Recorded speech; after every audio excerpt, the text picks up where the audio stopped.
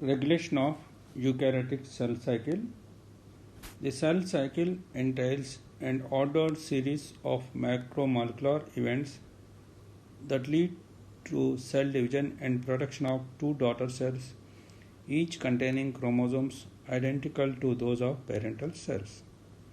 Duplication of the parental chromosomes occurs during S phase of the cell cycle, and one of the daughter chromosomes distributed to each daughter cell during mitosis. A single cell converted into multicellular organism. In case of the egg cell is fusing with a sperm cell and forms the zygote, a diploid cell, it continuously divides and it forms the total organism. The cell cycle is controlled by a small number of heterodimeric proteins consisting of a regulatory subunit cyclin and a catalytic subunit in the form of the CDK. The cell cycle which is controlled by means of the phosphorylation and the dephosphorylation. So we can see there are four types of the cyclins in the form of the G1 cyclins helps to promote the passage through the start point or the restriction point. Generally we can see in the form of the cyclin D is in the form of the CDK4/CDK6 in the humans.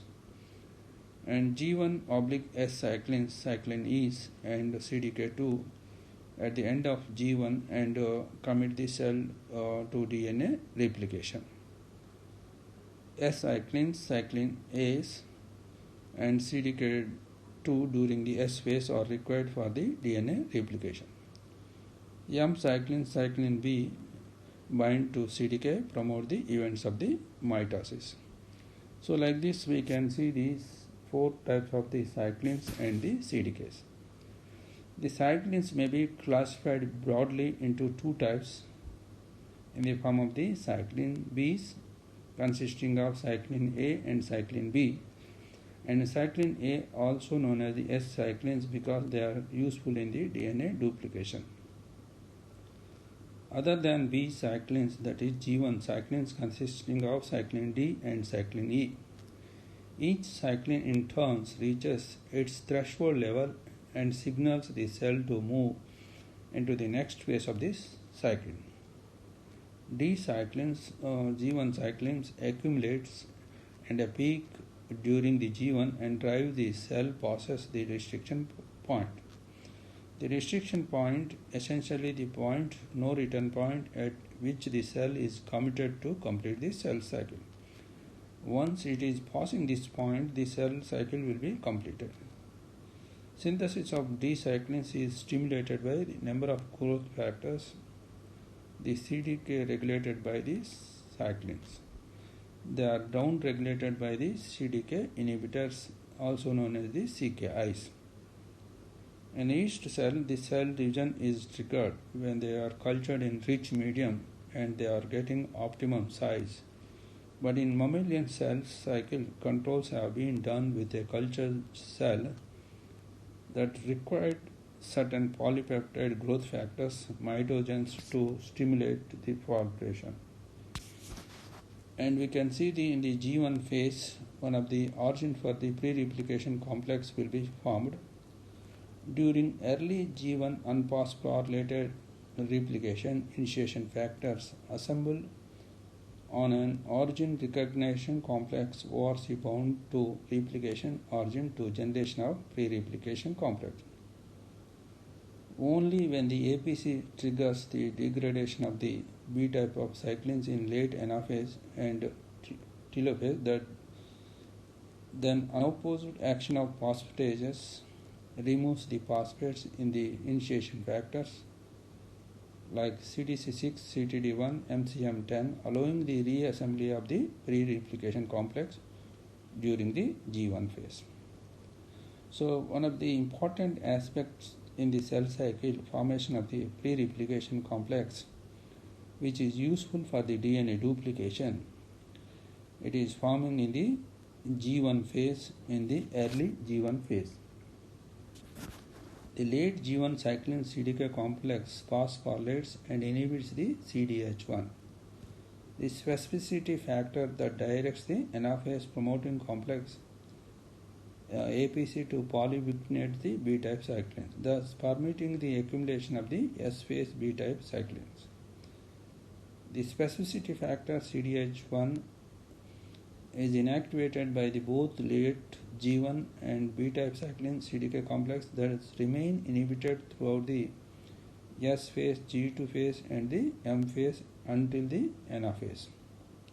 So like this we can see the once the CDH1, one of the specificity factor for the anaphase promoting complex, APC, one of the ligase enzyme. This is useful to digest the B-type cyclins in the mid and late anaphase to exit the mitosis. Once it is inhibited, the CDH1 by the phosphorylation that allows the accumulation of the S-phase cyclins and the B-type cyclins. It is continuously phosphorylated status until in the mid anaphase. Degradation of the S-phase inhibitors triggers the DNA replication. As the S-phase cyclin CDK heterodimers accumulates G1, they are immediately activated by binding the inhibitors called SIC1, that is the expressed late in mitosis and early G1. Entry into S phase is defined by the initiation of the DNA replication. Controls the G1 S phase transition regulated proteolysis of S phase inhibitor SIC1. So the SIC1 gene product which inhibits the S-cyclin CDK activity not to enter abruptly into the S phase during the cell cycle. So whatever the SIC1 gene products which are be phosphorylated by using the G1 cyclin CDK complex assembled in late G1 phosphorylates the SIC1, marking the polyubiquitination by the SCF ubiquitin ligase and subsequent proteasomal degradation. So entry of the S phase is defined by the initiation of the DNA replication. Control the G1 S phase transition regulated proteolysis of the S phase inhibitor SIC1. So G1 cyclin CDK complex assembled G1 phosphorylates the SIC1, marking for the polyubiquitination by the SCF ubiquitin ligase subsequent proteasomal degradation. Whatever the S-cyclin CDK which is formed in the mid G1 late G1 phase, they won't activate it immediately because it is binded by the one of the S-cyclin CDK inhibitor that is known as the SIC1 gene product. This will be phosphorylated by the G1 cyclin CDK. By many regions it will be phosphorylated. Once it is phosphorylated, that will be recognized by the one of the ligase enzyme SCF, which polyubiquitinates the SIC1 gene product. After that it will be digested by the proteasomes. Once S-cyclin CDK which is active status, so because of that the proteasomes which digest the SIC1 gene products.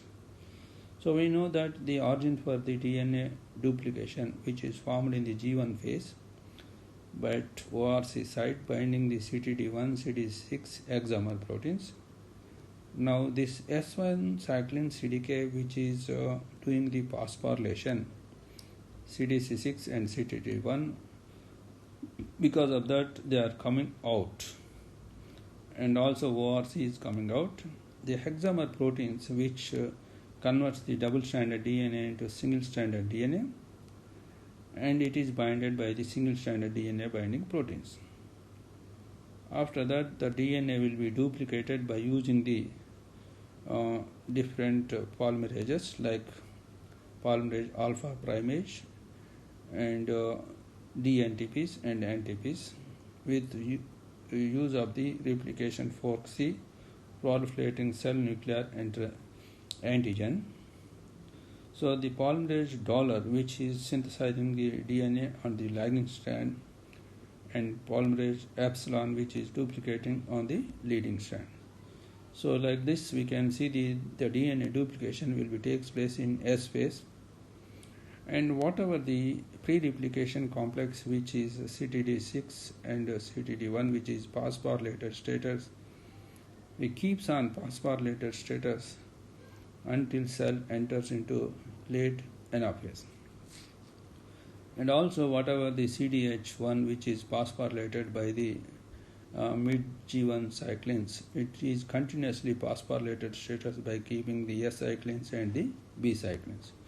So like this we can see the cell cycle, which is some extent phosphorylation, dephosphorylation will control the cell cycle. We observed G1 phase, which forms the pre-replication complex. It is useful in case of the DNA duplication in the S phase.